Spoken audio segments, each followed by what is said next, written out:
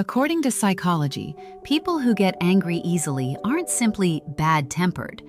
What's really happening beneath the surface is often much more complex. You've probably met someone who explodes over something that seems incredibly small. A careless comment, a delayed text message, a change of plans, or simply a day that doesn't go the way they expected.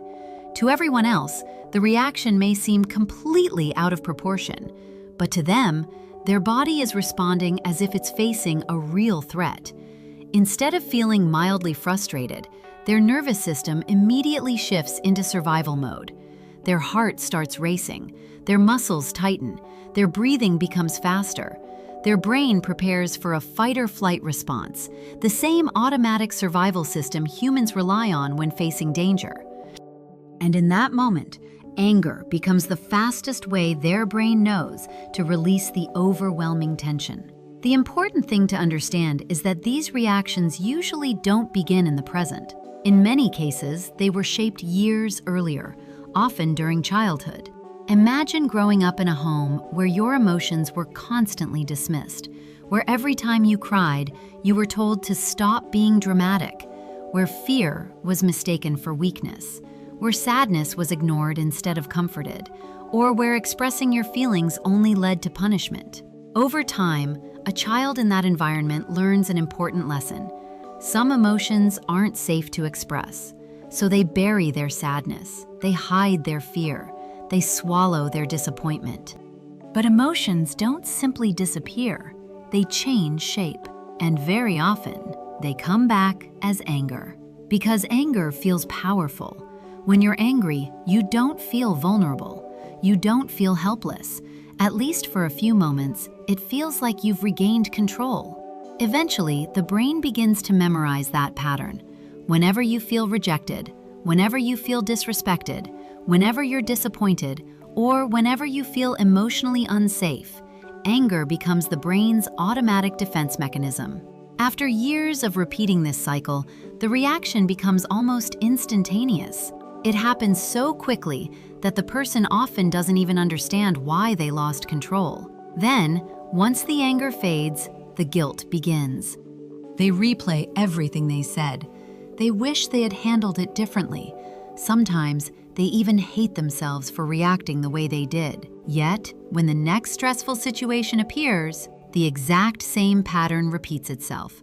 Not because they want it to, but because their nervous system has been practicing that response for years. Here's something many people misunderstand.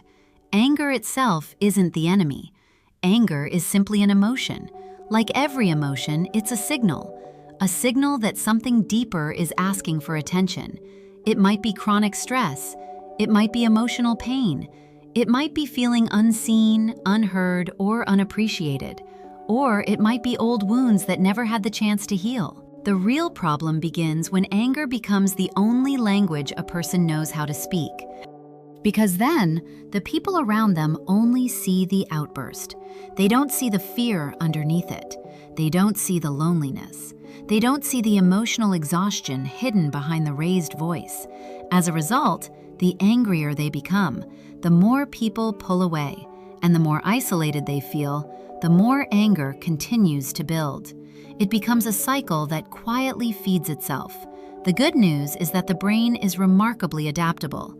The patterns it learns, it can also unlearn. Not overnight, but one small step at a time. The first time you pause before reacting, the first time you notice your anger instead of becoming your anger, the first time you ask yourself, what am I really feeling right now? Am I actually angry? Or am I hurt? Those small moments begin creating new pathways in the brain. Instead of reacting automatically, you begin responding intentionally. And that's not weakness, that's emotional strength. Because real strength isn't about having the loudest voice, it's about staying grounded even when your emotions are trying to take control. So if you recognize yourself in this story, please don't immediately assume that there's something wrong with you. Your anger may not be proof that you're a bad person.